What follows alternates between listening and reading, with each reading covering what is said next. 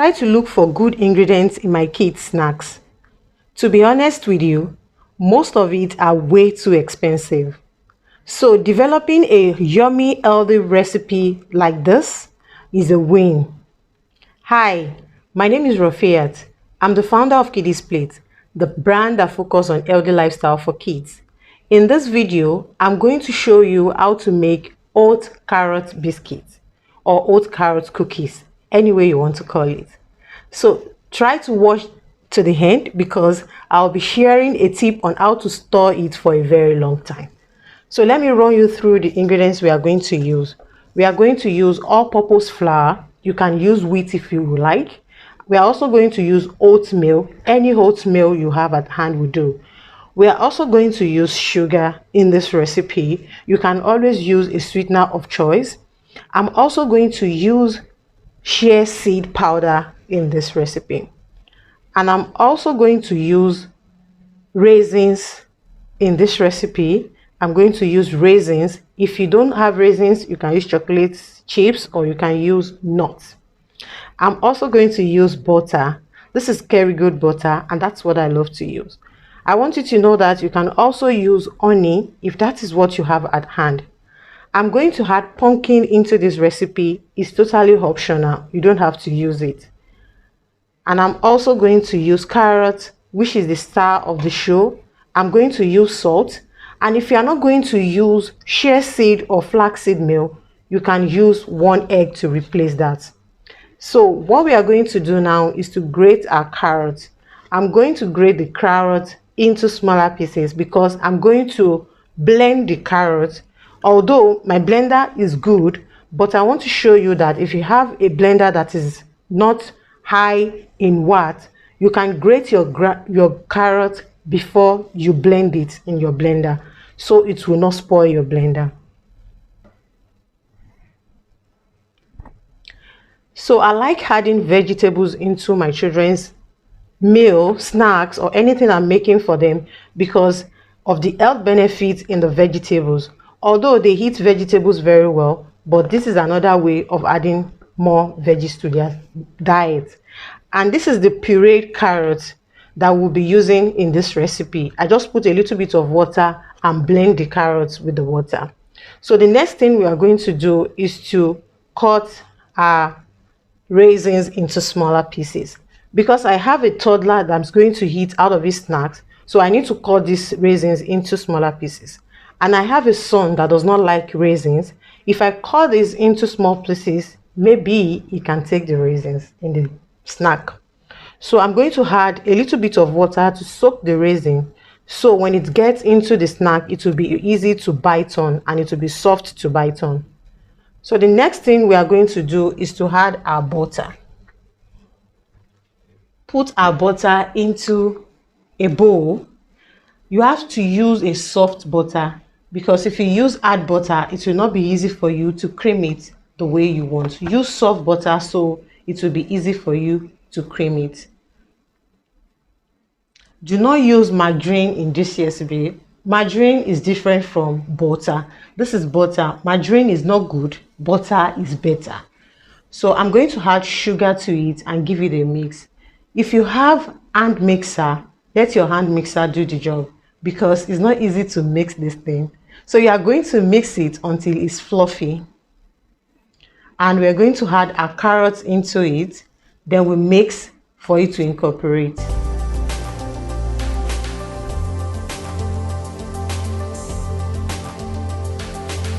So the next thing is to add my pumpkin puree.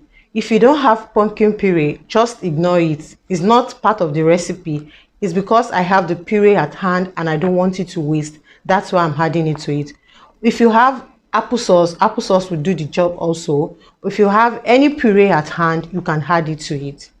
So the next thing we are going to do is to add our flour. So anytime you want to use flour in your baking recipe, make sure you sieve that flour, because if you did not sieve the flour, anything you are baking the flour with is going to be so hard or so heavy that you will not be able to enjoy it. So always sieve your flour. And another thing is, there might be particles in the flour. If you sieve the flour, you will see the particles floating in your sieve. So the next thing I'm going to do is to add my salt. And if you are measuring anything, make sure it levels in the spoon or in the cup before you add it. That is where you get the right measurement. So I added my shea seed powder and I'm going to give it a mix, and also my baking powder. Then give everything a mix. So next I added my oatmeal. You can use any oats, like I said, any oats will do in this recipe. And the next thing is I divided the batter into two. Like I said, I have a son that does not like raisin, so I'll make one plain cookies and the other one with raisin cookies. So if you don't have raisins, you can use chocolate chips, like I said, or nuts, grinded nuts in the recipe. So this is the two batters. I have the plain one and the one with raisins. So the next thing we are going to do is to line our baking sheet with a parchment paper. If you don't have a parchment paper, you can use your baking sheet like that. Just oil it a little bit, just a little bit of oil, so that it does not stick to the pan. So all I'll do is to use my ice cream scoop to scoop the batter into the pan. But if you don't have an ice cream scoop, you can use your 1 tablespoon, as in tablespoon you use for measuring, or just use your spoon, your regular spoon you use at home to scoop it. And I'm going to leave a space in between each dough because I'm going to press it down in order to be flat, because this dough is not going to flat itself. You have to press it down to make it flat. If you want a crispy biscuit, as in like a regular biscuit, you have to press it down very tiny so that it will be crispy. But if you don't want it to be crispy, you want a cookies texture, you don't need to press it so down so that it can be chewy inside and be crunchy outside.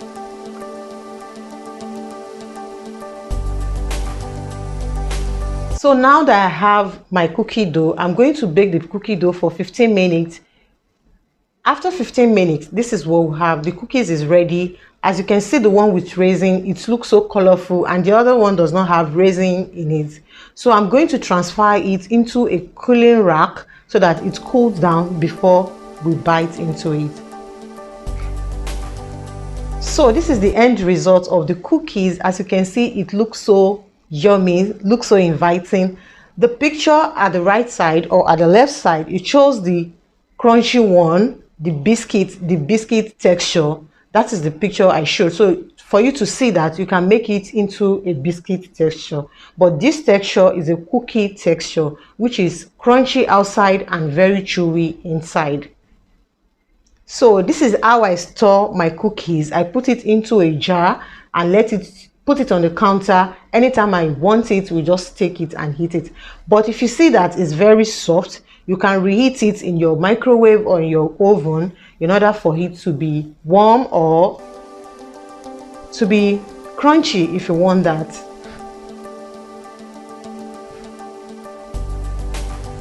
So here is the cookies, and the next thing I'm going to show you now is how to keep this cookie dough. If you want to keep it, cookie dough or biscuit dough, anyhow you want to call it. So you are going to get a parchment paper and you're going to pour the batter into a parchment paper. If you don't have a parchment paper, use A4 paper. I will not advise you use plastic wrap, because plastic wrap is not good for your little ones. So I'll put this into a paper and try to form a long shape with it, because anytime I want to bake it, I'll cut through it to make a nice shape. But if you want your cookie dough to be cookie dough like the one you get in the store, just wrap it and leave it like that, and anytime you want to use it, bring it out from the freezer, let it thaw, then you bake it. But if you want to make it the way I make it, make this shape, put it in the freezer, let it freeze. Anytime you need it, bring it out, cut through it and get the shape you want. It can stay in your freezer for more than a month. So if you watched this stage and you have not subscribed to my channel, please subscribe to my channel. Don't forget to like this video if you really like what you see, and share my video with your friends, because there's love in sharing. So this is our cookie dough. You can put it in the freezer for a month, more than a month. It can be in your freezer. Anytime you need it, just bring it out, cut into it and bake and enjoy with your little ones. So this is the end result of the one I brought out from the freezer. So until I see you in another video, take care of yourself and take care of your little ones.